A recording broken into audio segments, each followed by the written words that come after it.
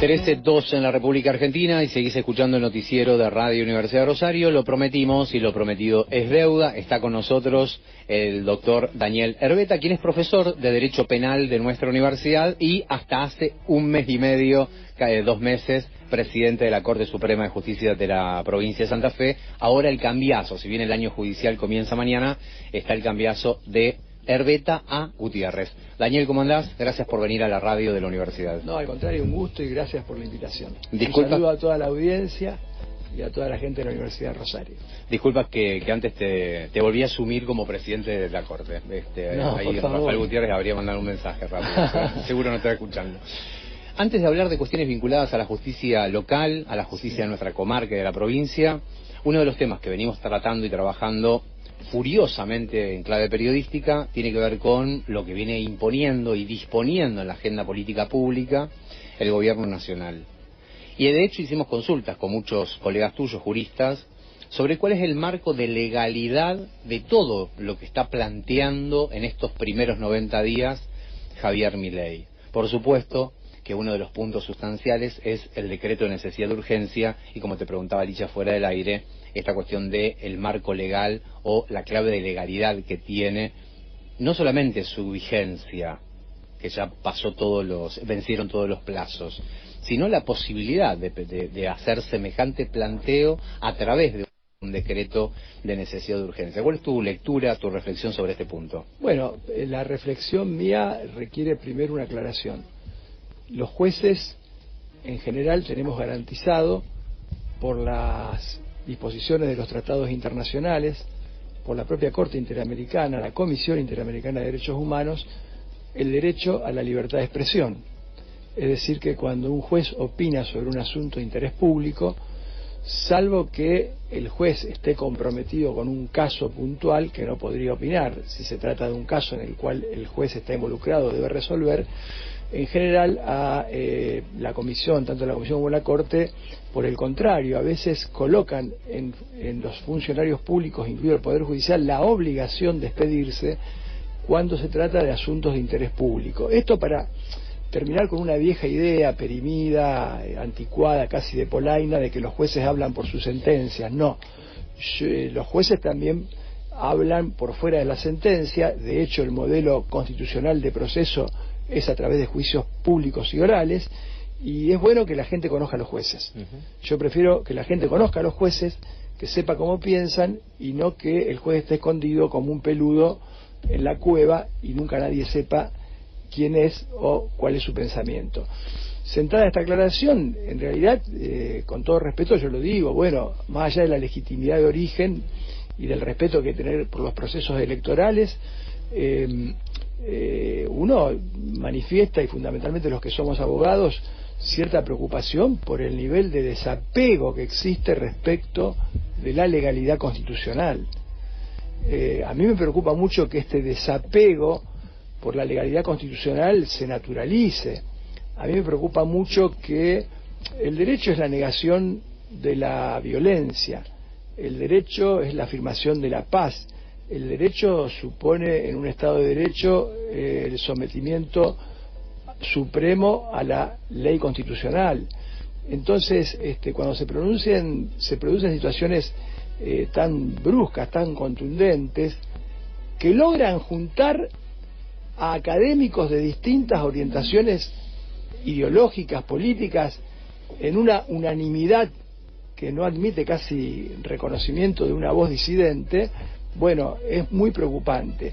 El DNU es un ejemplo, porque en verdad, yo en alguna oportunidad lo comenté, el DNU está previsto en primer lugar como una situación excepcional, para el caso en que el Congreso no puede funcionar, no puede dar tratamiento, digamos, a situaciones que son necesarias. Por una cuestión de tiempo también, sí, como para tomar una decisión. Tenemos una pandemia, yo necesito impedir que gente que viene de un lugar donde hay mucho contagio ingrese al país, tenemos que hacer una cuarentena, tenemos que traer vacunas, tenemos que... Bueno, esa es una situación donde eventualmente puede justificarse. Lo que pasa es que existe un marco general. Está absolutamente prohibido legislar al Poder Ejecutivo. Claro. Es casi un delito. La excepción que prevé el DNU es una excepción que debe interpretarse en ese marco de una situación para casos estrictamente indispensables. Lo que pasa es que después se denaturalizó, es cierto, después se sancionó una ley que es verdaderamente patética, porque que la ley que reglamenta los DNU habilita que a su aprobación requiera solamente la aprobación de una Cámara, o sea, el DNU tiene menos exigencia que una ley, que es lo natural, que es lo que uno debería, digamos, tratar de generar, de provocar, y el debate parlamentario. Entonces, el DNU tiene un problema de inicio, que es el aspecto, digamos, yo le digo espacial, en realidad su dimensión. Yo verdaderamente creo que no es un DNU, porque el título es DNU, pero el contenido es una modificación, es prácticamente una ley ómnibus. Una ley ómnibus que se proyecta sobre distintas materias y que incluso invade materias que expresamente están prohibidas por la Constitución ser tratadas a través de un decreto de necesidad y urgencia. De modo que, bueno, me preocupa, no soy un analista político ni un analista de la situación parlamentaria, pero me parece que los legisladores tienen una gran responsabilidad y que deberían poner las cosas en orden, en el sentido que fuera, en fin, cada uno tendrá su opinión, pero lo que no puede es dejar de tratarse este DNU en la legislatura, en el Congreso de la Nación. Hubo una demora en la formación de la comisión bicameral. Bueno, señores, arremangarse las mangas y apurar un poco los tiempos, porque es una situación que pone verdaderamente en crisis lo que es la vigencia efectiva de la legalidad constitucional. La inabarcabilidad del DNU hizo que haya muchas presentaciones a la justicia a través de medidas cautelares. Se habló en algunas oportunidades de la judicialización de la política, teniendo en cuenta esta dimensión espacial que tiene el decreto de necesidad y urgencia. Decías recién que hay reformas que no se pueden hacer a través de DNU porque lo prohíbe la Constitución. ¿Eso también tiene que ver con la cantidad de recursos judiciales que se presentaron en el último tiempo para frenar este decreto? Sí, sí, y además que bueno, los recursos que se han presentado, a ver, la judicialización de la política no es bueno, como tampoco es bueno la politización de la justicia. Cuando se dan estas circunstancias, bueno, en general siempre gana la política, porque termina colonizando un poder más débil como es el poder judicial, y esto conspira contra la independencia. Pero una cosa es la judicialización de la política y otra cosa es la función que tiene el judicial, que es, según el área, según la rama que corresponda, pero básicamente desde la Constitución, no solo es una función de gerenciar, de gestionar conflictividad, de tratar de garantizar paz social, sino que también es una función de ponerle límites a los abusos del poder. También es una función de proteger los derechos de los más vulnerados. Es decir, estas funciones no las asigno yo como profesor de Derecho. Estas funciones derivan de la Constitución Nacional. La funcionalidad política del derecho tiene que ver precisamente con esto, con limitar los abusos del poder, con evitar la arbitrariedad, con proteger a los más débiles. El abogado, el juez que no tiene claro esto, debería volver a la facultad y empezar a estudiar de nuevo derecho constitucional. No es un problema de civil, de penal ni de procesal, es un problema de derecho constitucional. De modo que, bueno, es lógico que frente a esta dimensión casi inabarcable de lo que vuelvo a repetir, creo que es un camino para eludir el tratamiento parlamentario de distintas cuestiones que deberían pasar por distintas comisiones, y para ello se apeló a un embuste de etiqueta como es DNU. Es lógico que haya presentaciones judiciales y que los jueces se pronuncien. No hay, o estamos viendo que no hay un cuestionamiento formal a todo el plexo inconstitucional que se ve.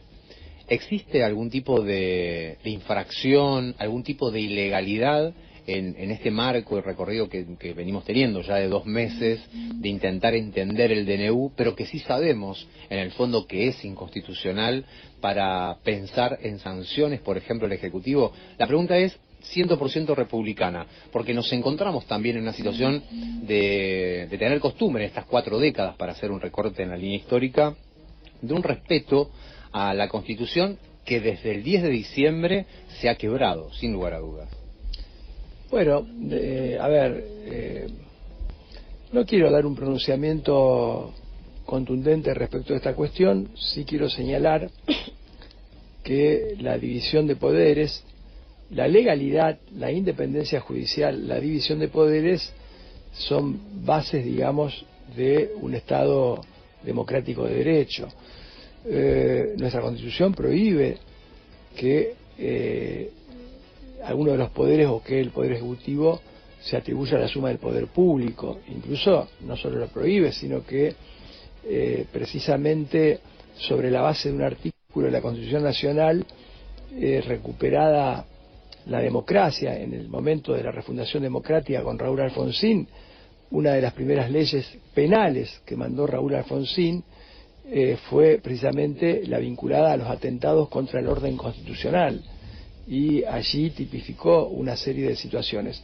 Esto lo digo en términos generales y en abstracto. A ver, me parece que estamos atravesando un momento muy difícil, mucho más difícil desde el plano social, respecto de sectores, digamos, que no la están pasando bien, pero también desde el punto de vista institucional. Entonces me parece que aquí es donde la política tiene una gran responsabilidad, los poderes públicos tenemos una gran responsabilidad, pero también los sectores privados tienen una gran responsabilidad. Porque cuidado, no nos confundamos, desde que se produjo el fenómeno de la globalización, ha habido en el mundo, y esto lo explica y lo denuncia muy bien el Papa Francisco, pero además hay teorizaciones europeas, americanas, desde hace muchos años atrás, ha habido un fenómeno de financiarización del capital, un fenómeno de traspaso del capitalismo productivo al financiero, un fenómeno de fuerte concentración de riqueza, un fenómeno que tiene como correlato una marcada exclusión social, desigualdades hirientes, dice el Papa Francisco. Los números son contundentes. El Banco Mundial, no tengo que ir a un teórico del marxismo, no cito los números del Banco Mundial o de cualquier organización internacional vinculada, por ejemplo, a Naciones Unidas, y esto ha tenido un impacto en la política. La política ha perdido capacidad de intervención en los conflictos porque en alguna medida se ha consolidado un poder fáctico, un poder real, a la par de la política o por sobre la política, que tiene que ver con el poder económico. Claro. Y en última instancia, esto es teórico, lo que estoy diciendo no es que sea teórico, estoy repitiendo lo que han escrito teóricos estudiosos de la globalización. Hace 15, 18 años atrás se planteaban este fenómeno de poder planetario que es la globalización, que tiene como sustento una revolución tecnológica y comunicacional nunca vista, y también una revolución informática. Bueno, este fenómeno nos está planteando una duda, nos está planteando una pregunta, vamos a simplificarla. ¿Quién toma las decisiones? ¿La política o las corporaciones? Bueno, esta pregunta de los teóricos de la globalización de hace años, creo que hoy cualquiera que se aproxime un poco a la realidad, cualquiera que se aproxime un poco a algún marco teórico, sabe cuál es la respuesta. Entonces, en la recuperación de la institucionalidad, en la recuperación de las posibilidades de crecer, en la recuperación de la necesidad de mantener la legalidad constitucional, también hay una responsabilidad no solo de los sectores públicos, sino también del sector privado. Y esto tiene que quedar claro. Como también una responsabilidad de que en un país que aspira, digamos, a generar niveles de justicia, en todo sentido, que aspira a tener una mejor distribución, los que tienen más son los que más esfuerzo tienen que hacer. Y los que tienen menos no les podemos pedir esfuerzo. Pero, a ver, no entender esta lógica verdaderamente no solo es no entender la Constitución argentina, sino es verdaderamente, casi diría, no tener sensibilidad a la condición humana, ¿no? A la dignidad de las personas, porque quien no respeta la dignidad del otro es porque no se respeta a sí mismo. Pensaba mientras te escuchaba también en aquella frase de Héctor Mañeto, ¿no? Cuando dijo que realmente quien presidía, digamos, la Argentina muchas veces no era el presidente de la nación o quien la gobernaba, tenía que ver con estos círculos rojos empresariales. Te sumo... Perdón, Mañeto sí. Fue un reportaje con Menem, donde Menem, de manera muy agradable, le preguntó si le gustaría ser presidente, y él le dijo no, porque ese es un cargo menor. Claro, es un cargo menor, es una segunda y hasta tercera línea. Daniel, la semana pasada pasaron voces por esta radio como la de Carlos Rosansky, la de Dora Barrancos, quienes firmaron, junto a otras referencias, una carta que pide juicio político para Javier Milei. Esto, más que nada, amparado en algunas expresiones que ha tenido en la pública, en las redes sociales, discriminatorias, violentas. ¿Cómo analizás eso desde tu lugar en la justicia y qué es lo que ameritaría realmente un juicio político para una figura como la del presidente Javier Milei? Bueno, las causales de juicio político están previstas en la Constitución, pero una cosa es el deber ser, otra cosa es, digamos, las leyes son un texto y siempre hay que analizarlas en un contexto, de modo que, bueno, es una decisión que no me corresponde a mí, tampoco la he evaluado. Yo puedo dar un marco teórico. Lo que sí me parece importante señalar es que precisamente quienes tenemos algún compromiso con el derecho, uso y repito esta frase, el derecho es la negación de la violencia, es la negación de la discriminación. Me parece que evidentemente muchas cosas hemos hecho mal como para que pueda generarse, digamos, en el clima social, y a veces yo veo en los jóvenes la posibilidad que se naturalicen situaciones de este tipo. O sea, nadie puede descalificar al otro por una condición personal, por una forma de pensar, por una idea política. A ver, estamos volviendo a la Edad Media, estamos casi en una situación premoderna. Todo lo que le costó al movimiento iluminista, precisamente en su búsqueda de desterrar y de ponerle límite a la Inquisición, las revoluciones, las constituciones, ese artículo 19 que tiene nuestra Constitución Nacional, por el cual obviamente se respeta un ámbito de autonomía ética, por el cual no puede haber delitos o ilicitudes por lo que uno piensa, por la condición que uno ostenta, por la forma de por su forma de vida. Bueno, esto está marcado así desde la Constitución Nacional hacia abajo. A veces da pena que en niveles institucionales uno vea esta dimensión, ¿no?, de lo que es el destrato, de lo que es la falta de respeto por el otro. Yo lo veo como algo muy grave. Pareciera que no todos lo ven así. Yo lo marco mucho en mis clases, lo hablo mucho con los alumnos. La dialéctica amigo-enemigo es una dialéctica muy vieja, viene del derecho romano, pero tuvo su mayor nivel de elaboración política con Carl Schmitt, que fue el teórico del nazismo. Y para que la gente lo entienda, enemigo, en hebreo, Satanás en hebreo significa enemigo. Y en el derecho romano, voy a la antigüedad, persona era la máscara del actor. Es decir, de manera figurada, persona era la máscara. Entonces, cuando en Roma creían encontrar un enemigo detrás de la máscara, le quitaban la máscara y lo sacaban del carnaval. Es decir, lo despersonalizaban. Si persona es la máscara y al enemigo le tengo que quitar la máscara, es porque le estoy negando la condición de persona. Y eso significa enemigo, negar la condición humana. ¿Ustedes se dan cuenta de lo que estamos hablando? Y esto lo llevo a cualquier nivel, incluso lo llevo al nivel de la seguridad. Un Estado de Derecho no reconoce amigos y enemigos. Un Estado de Derecho reconoce ciudadanos inocentes y ciudadanos culpables. El culpable que pague lo que hizo, dentro de los marcos que establece la Constitución. Pero el concepto de enemigo es la negación misma del derecho. Entonces yo digo, ¿qué enseñan en las facultades de Derecho del país? ¿Por qué tan pocas voces se levantan contra estas situaciones? Porque se supone que una persona que enseña en una facultad de Derecho, cualquiera sea la materia, una persona que tiene un compromiso porque ejerce una función dentro del Poder Judicial, bueno, creo que tiene un plus de responsabilidad y tiene una obligación ética de advertir sobre estas cuestiones, sea quien fuere. No importa el color político, no importa provenga de un lado o provenga del otro. Esto no admite demasiada discusión y es tratar de ubicar la cosa en un marco jurídico constitucional y también, digamos, evitar que estas situaciones se naturalicen, porque, cuidado, cuando uno empieza a naturalizar estas cuestiones no se sabe dónde termina. Y bueno, el poder, cualquiera sea el poder político, el poder punitivo, el poder económico, cuando no tiene límites, esto lo explica la sociología, tiene una tendencia natural a barrer cualquier límite. Si yo al poder no le pongo límites, si yo al poder no lo regulo,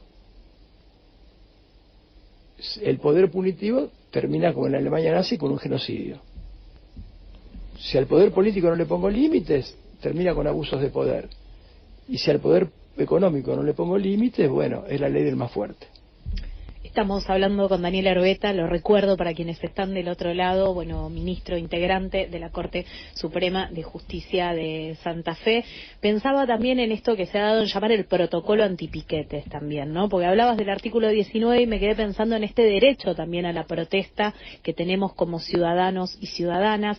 Si lo has estudiado, si has visto ahí como qué fue esta intentona de Patricia Bullrich de ponerle un tope a la manifestación, que después hubo como ajustes, bueno, no, se pueden juntar entre 3 personas, pero el tema de la interrupción de la circulación, del tránsito, como también en este contexto donde, por un lado, el ajuste es feroz, pero no hay derecho a manifestarse. ¿Cómo lo podemos leer desde lo judicial, desde la letra, desde esta letra, este texto jurídico, pero también en este contexto? Bueno, el contexto es que hoy la política en alguna medida, lo digo con todo respeto porque es un efecto, digamos, también del fenómeno globalizador, ¿no? La política es un poco una política, si se quiere, espectáculo, una política que da mensajes y en donde básicamente uno trabaja en función de las encuestas. Entonces es cierto que a mí, que me ha tocado sufrir un piquete, a todos nos molesta, no hay ninguna duda.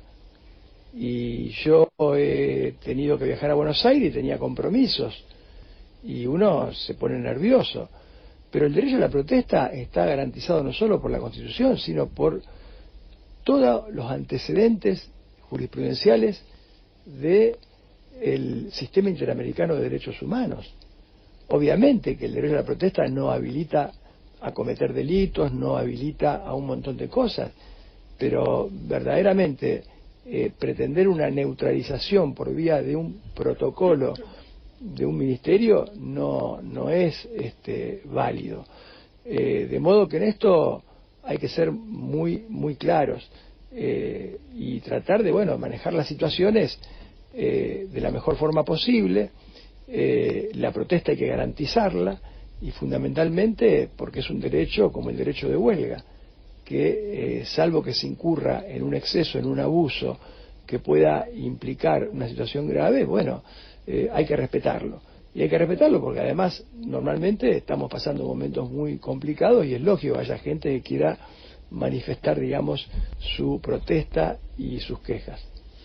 Hay una situación que se está viviendo que tiene que ver, o es en paralelo a lo que preguntaba Vir, que es la respuesta a la situación política económica, y por otro lado algo que en la ciudad de Rosario, tanto en la región Rosario como en toda la provincia, viene siendo un reclamo a la clase política que está vinculado directamente a la violencia urbana, la inseguridad, y lo que tiene que ver con la persecución, investigación y condena a las organizaciones criminales y a la economía del delito.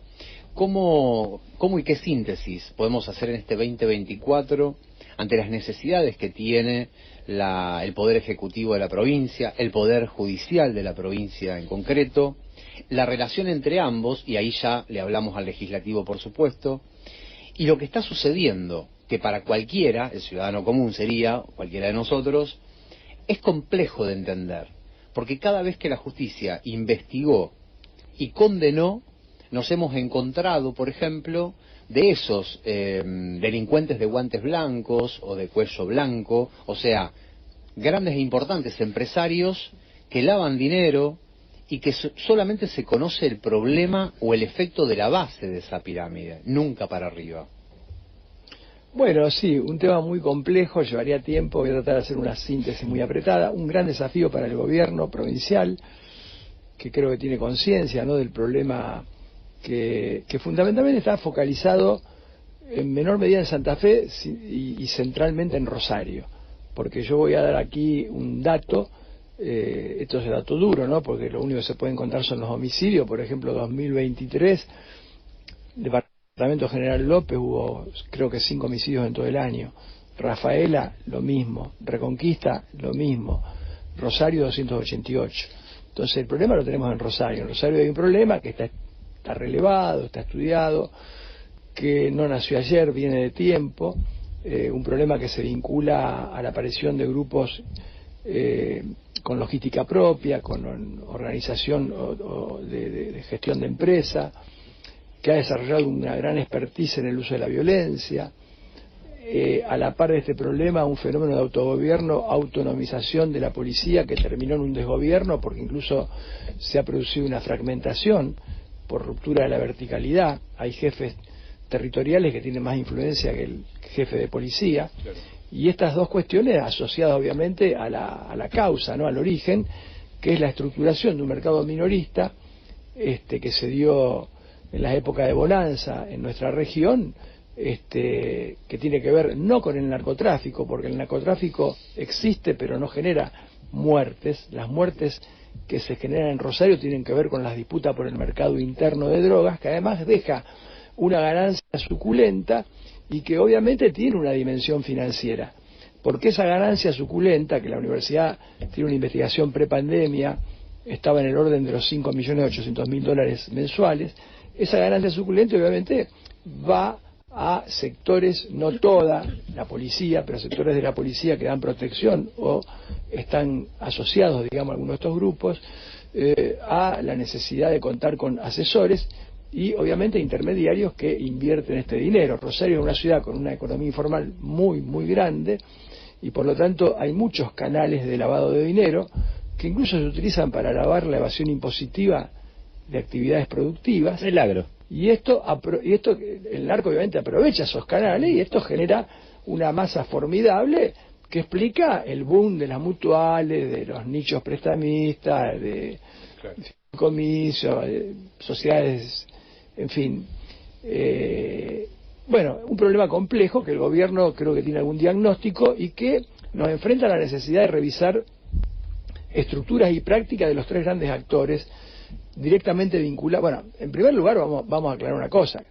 No hay ninguna duda que cualquier nivel de conflictividad penal se reduce en un ámbito o en un país en donde las políticas primarias pueden generar menos desigualdad social, porque hay empleo, porque hay salarios dignos, porque hay educación, porque hay salud, etcétera, etcétera. No en vano los países escandinavos, donde uno tiene que pagar 60-65% de impuestos, para que se entienda, pero bueno, no hay prácticamente tasas delictivas, son países con un nivel, y además la diferencia entre el que más gana y el que menos gana es muy chica, porque la distribución realmente es muy justa, digamos. Entonces, este fenómeno en Rosario, al margen de las políticas primarias, al margen de políticas, digamos, más focalizadas en territorio, porque la inseguridad se desagrega territorialmente y por lo tanto requiere también de una intervención multiagencial en territorio, con la municipalidad, con la provincia, con la nación ayudando. Bueno, hay tres actores de política criminal que son muy directos en terreno, que son la policía, la agencia policial, los fiscales que tienen a cargo la persecución penal estratégica del delito hoy en el nuevo sistema, y la cárcel. Y bueno, evidentemente el problema de Rosario tiene problema en los tres lugares. Paradojalmente tiene menos problema tal vez en la fiscalía o en el poder judicial que en la policía y en la cárcel. ¿Por qué? Porque no solo ha quedado acreditado en juicios orales y públicos la participación de integrantes de unidades o brigadas policiales trabajando con algunos de estos grupos criminales, ha quedado totalmente probado y han sido condenados y sometidos a proceso una cantidad única en la República Argentina, lo cual no habla mal de los fiscales que han desarrollado esta actividad, sino que también se sabe que en algún momento se perdió el control de la cárcel y que estos grupos seguían o siguen manejando sus negocios desde la cárcel. Además se sienten más protegidos y además hasta se han ordenado crímenes desde la cárcel, lo cual todo esto no es una especulación, está probado en juicios orales que se han llevado a cabo. Bueno, la Fiscalía ha tenido un problema, el Poder Judicial sí tiene sus problemas, no hay ninguna duda. En orden al Ministerio Público Fiscal hubo una situación complicada que derivó en el encarcelamiento del fiscal regional y de un fiscal.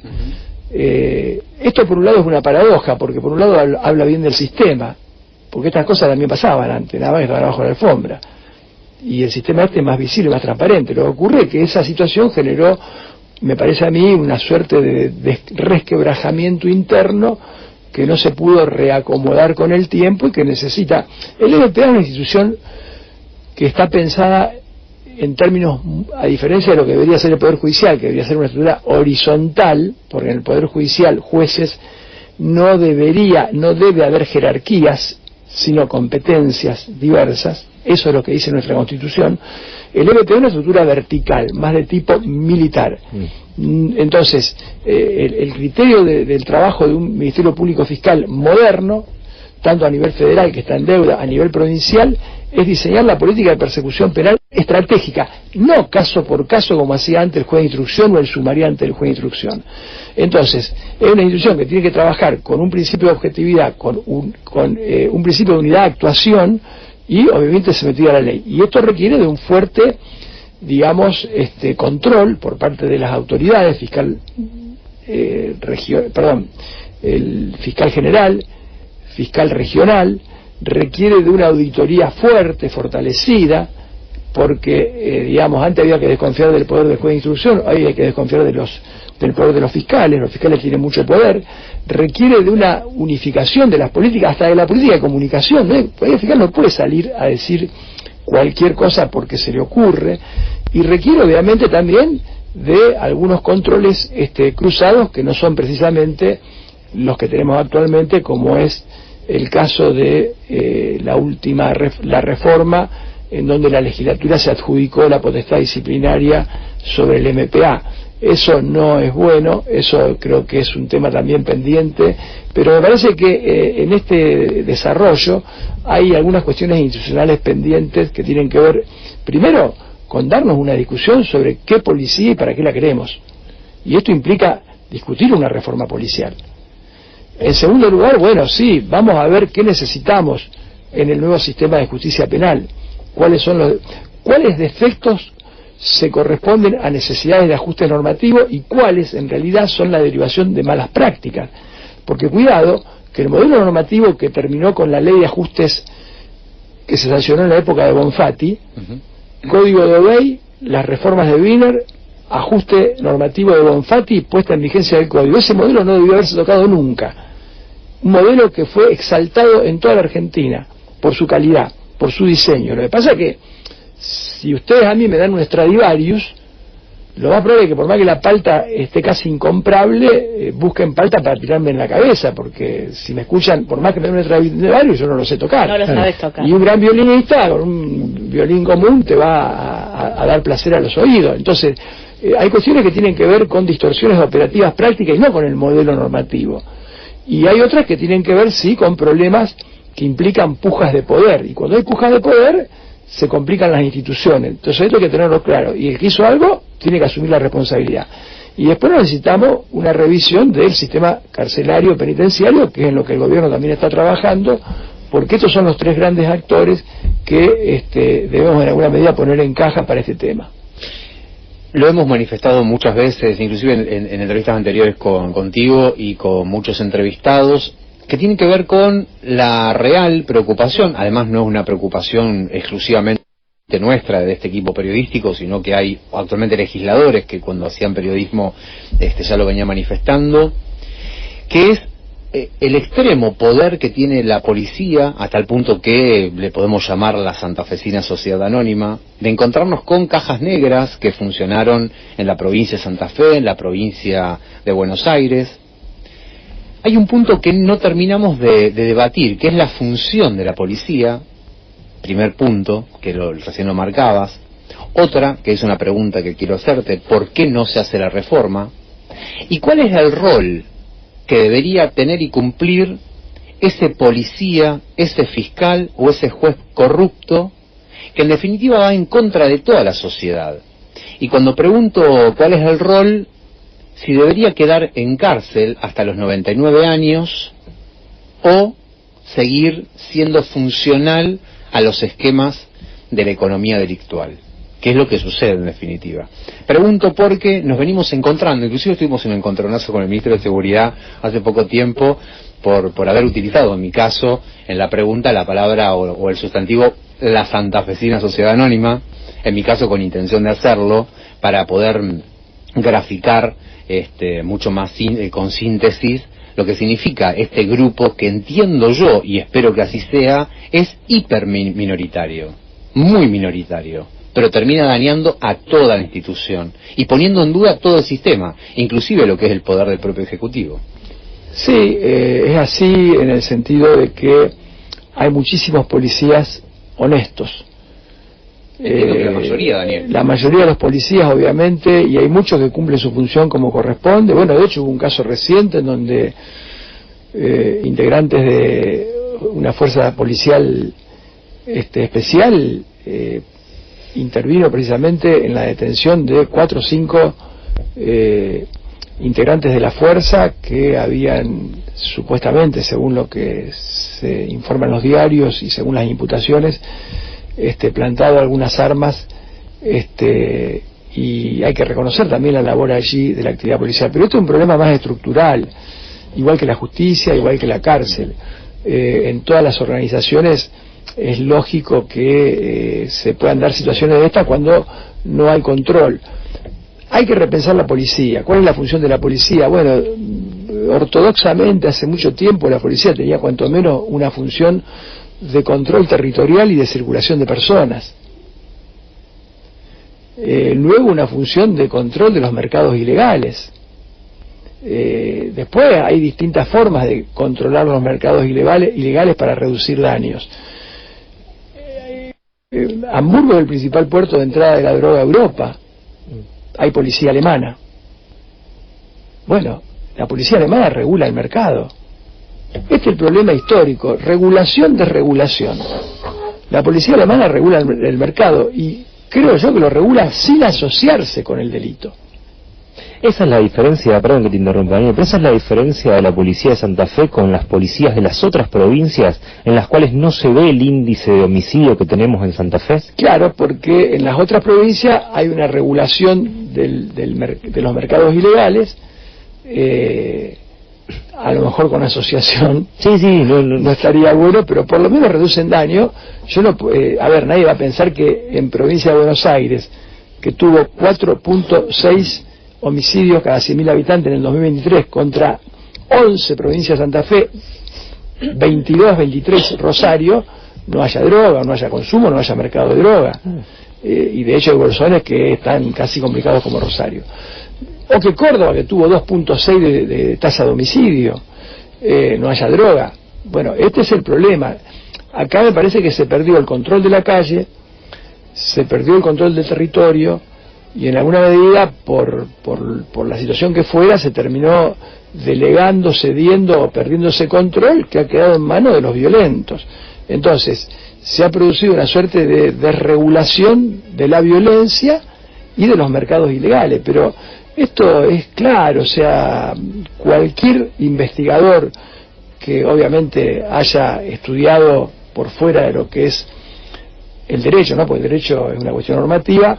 Nosotros ahora pusimos una materia, políticas democráticas, seguridad ciudadana, la propuse obligadamente como troncal para todos los alumnos, la única facultad de derecho que tiene el país. ¿Por qué? Porque hay un mito periodístico de que los abogados penalistas sabemos de seguridad, y los abogados penalistas nunca estudiamos seguridad, salvo que hayamos estudiado por nuestra cuenta otra cosa. Criminología, por ejemplo. Criminología, sociología del control.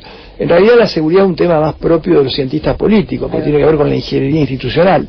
Los cientistas políticos no lo asumieron. Bueno, ahora bien, Sentada esta cuestión anecdótica, y de paso aprovecho, hoy se lanza la licenciatura en Seguridad de la Universidad Nacional de Rosario, una actividad conjunta de la Facultad de Ciencia Política y Derecho. Es una carrera nueva. Carrera, digamos, de licenciatura. Pueden asistir los policías, personas, no necesita título universitario, etcétera. ¿Por qué? Porque es una carrera de grado. Porque es casi es como si fuera una carrera de grado, y porque además es una necesidad, porque uno de los déficits en materia de seguridad es, en primer lugar, la falta de formación de cuadros políticos en materia de seguridad. Claro. Es un déficit enorme. En segundo lugar, no asumir que la universidad, pero también los gobiernos, deben producir mucha información, investigación de campo, investigación empírica sobre, yo no puedo prevenir lo que no conozco, y en prevenir lo que no conozco, o en prevenir lo que conozco, implica tener diagnóstico no solo sobre la realidad de los mercados ilegales, sino también diagnóstico sobre el estado de las instituciones de seguridad, entre ellos la policía, el MPA, los jueces, la cárcel. Entonces, ahí la gran responsabilidad de la universidad, y también de la inversión que puedan hacer los gobiernos provinciales, nacionales, en materia de seguridad. Entonces, me da la impresión de que tenemos una reforma policial pendiente, se está trabajando mucho en reformular la función del MPA, y tenemos que pensar un poco también el problema de la cárcel, porque, cuidado, quiero dar un solo ejemplo. En los últimos 10 años, Santa Fe, Rosario, triplicó la tasa de encierro. De presos. Sí. Entonces, esto es una situación compleja. No es común que se triplique la tasa de encierro. Es más, si yo le pidiera a un ingeniero de la UNR que me haga un pronóstico para definir políticas públicas de acá a 50 años, ¿cuál va a ser mi política penitenciaria? Si esta tasa de encierro se mantiene, el ingeniero que me va a decir, mire, le voy a hacer una fórmula polinómica muy simple. Voy a tomar en cuenta la tasa de crecimiento demográfico, la voy a proyectar a 50 años, y voy a proyectar esta tasa de crecimiento del encierro a 50 años. Bueno, preparemos una habitación en la casa de cada ciudadano. Claro. Esa va a ser la respuesta del ingeniero, no del abogado. Ni la Patagonia nos va a alcanzar para hacer una megacárcel. Ahí es gráficamente lo que estamos diciendo. Vos debés de estar un poco en la mira de este Milei que le pega siempre a Zaffaroni, y siempre que vino Zaffaroni a Rosario, yo creo que Loreta siempre estaba ahí presentando, acompañando todas sus publicaciones. Pensaba en esto del show de la política, de esta espectacularización, y no puedo obviar esta pregunta. Vos dirás hasta dónde podés responder, porque uno nunca sabe cuando habla con un magistrado qué puede decir de la otra parte. Pero digo, estas fotos a lo Bukele de las cárceles de Santa Fe, ya que estás hablando de esta superpoblación, ¿ayudan, no ayudan, ponen aún más en tensión los conflictos y la conflictividad social? Bueno, a mí no me gustan, pero eso no tiene nada que ver. A ver, vamos a hacer una aclaración. Zaffaroni es un jurista que tiene aproximadamente más de 60 títulos honoris causa en el mundo, y de hecho recibió un premio equivalente al Nobel en Estocolmo, junto a un profesor de Harvard. Pero bueno, cuando uno tiene que hacer política demonizando, tiene que aparecer un demonio. Se compartan o no sus ideas, porque yo tampoco coincido con todas las ideas de Zaffaroni, no sé si me explico. Obviamente Zaffaroni se cansó de condenar gente, esto quiero aclararlo, ¿no? Como yo he condenado gente, y de hecho fui el primer voto en el primer abreviado de los monos, para que no queden dudas, porque no hay que confundir, como maliciosamente se pretende, el garantismo con la impunidad. Y normalmente, cuando uno ve quiénes generan impunidad, si algo tienen es la condición de no garantistas, porque ser garantista es el juez que se somete a la Constitución y a las leyes. Por lo tanto, un juez garantista es una tautología. Un juez no garantista es una contradictio in terminis. No puede ser juez. Es cualquier cosa. Cobrará como juez, se autopercibirá juez, se vestirá como juez, pero no es juez. Pero bueno, hay un uso peyorativo de la expresión, y que tiene como referencia personal a Zaffaroni.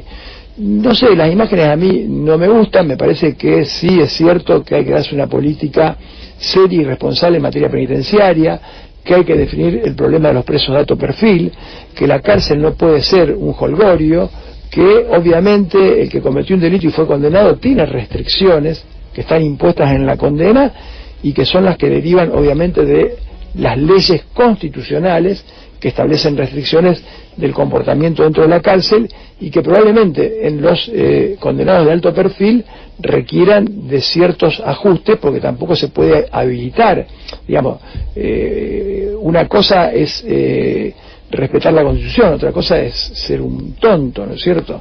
De cualquier forma, bueno, la imagen yo no la vi, pero las imágenes de Bukele sí me resultaron un poco no demasiado agradables, por esta cuestión, vuelvo a repetir, que tiene que ver con que aún los presos, y lo que voy a decir me va a insultar todo el auditorio, aún los presos tienen derecho. Entonces, ustedes me preguntan a mí, ¿vos qué harías si te pasa algo? Y yo no sé qué haría, porque soy gringo, tengo sangre en las venas, soy un tipo apasionado. Y una vez le preguntaron a Humberto Eco, y miren, si le pasa algo a mi hija, yo creo que mataría. Ah, entonces usted, ¿por qué? Así que usted, sí, bueno, pero yo no soy el Estado, dijo Humberto Eco. Y el Estado no puede reducirse a la condición del delito. Esto es lo que hay que entender. Una cosa es la venganza que todos tenemos dentro y cómo uno puede reaccionar. Yo fui víctima de 3 delitos, 2 a mano armada, y cómo uno puede reaccionar frente a un acto de violencia, hasta de manera irracional, que no es lo aconsejable. Y otra cosa es el Estado. El Estado no puede diseñar políticas públicas desde la irracionalidad o desde sentimientos que no razonan, como son la venganza, el dolor, la bronca. Eso nos queda a nosotros los ciudadanos. Al Estado le cabe otra responsabilidad. Entre todo lo que dice el DNU, también plantea un cambio que es profundo. Toga para la justicia. ¿Toga sí o toga no, Daniel Herbeta? ¿Cómo? Toga para la justicia, para los jueces. ¿En qué sentido? Que usen la toga. El DNU toga, plantea toga. No, pero ¿Te ves con toga? No te veo yo. Sí, no es nuestra tradición, me parece algo que no tiene demasiada relevancia, es un simbolismo. Lo que sí me parece cierto es que todos los que estamos en los poderes públicos, los que están en la actividad política, creo que hay una profunda crisis que atraviesa tanto a la política como a la justicia, una crisis común, hay una gran pérdida de credibilidad. Y bueno, me parece que hay 2 grandes caminos para poder recuperar esa desconexión a veces social y esa confianza de la gente, ¿no? Por un lado, la ejemplaridad. La ejemplaridad no va a resolver los problemas estructurales, pero obviamente es una forma también de recomponer un poco la relación con la ciudadanía. Y por otro lado, bueno, el compromiso de trabajar seriamente sobre los problemas reales, sobre las reformas estructurales y cada uno asumir su responsabilidad. La independencia judicial, para que quede claro, no es un atributo ni un privilegio de los jueces. La independencia judicial es una garantía de los ciudadanos. Es un derecho humano que tiene el ciudadano. Por lo tanto, la independencia judicial no se puede invocar para defender privilegios ni para defender ninguna situación, porque es un juez independiente también, ¿no? Es una tautología. Hablar de un juez no independiente es no hablar de un juez, es hablar de un no juez, digamos. Entonces, creo que allí hay una responsabilidad institucional que todos debemos asumir y tratar de recomponer un poco esta relación con la sociedad. Daniel, gracias por venir al noticiero de Radio Universidad. Te molestaremos pronto y cuando tu agenda lo permita, que vuelvas, así seguimos charlando sobre el Poder Judicial y también sobre Derecho y demás. Licenciatura en Seguridad Pública se lanza hoy, entiendo, en la Facultad de Derecho. Se lanza hoy, es el acto inaugural, todavía creo que las clases se inician de acá a un mes, pero el lanzamiento está convocado por el rector en sede de universidad en calle Maipú. En Maipú. Y se puede anotar, decías, cualquiera que tenga la secundaria terminada. Exactamente. Bien, gratuita, como es nuestra Sí, por supuesto. Bien. Y se va a dar con profesores para los cuales no se han creado cargos, sino que se dan clases por extensión de funciones. Bien. Daniel, gracias por venir a la radio.